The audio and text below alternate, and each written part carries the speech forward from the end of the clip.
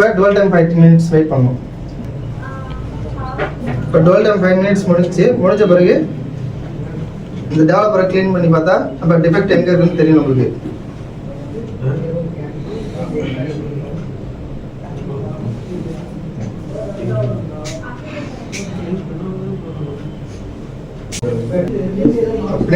அப்புறம்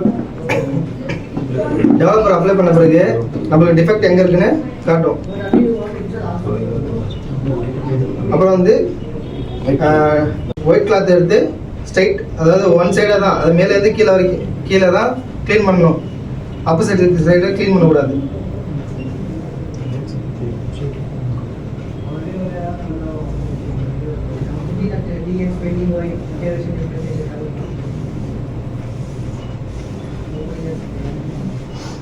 அடுத்தது post cleaning.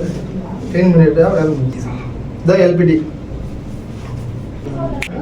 Okay, நம்ம இந்த டெஸ்ட் மூலமா வந்து நம்ம வெல்டிங் உள்ள டிஃபெக்டை வந்து கண்டுபிடிச்சாச்சு. இதுக்கு பேர் எல்பிடி டெஸ்ட். தேங்க்யூ.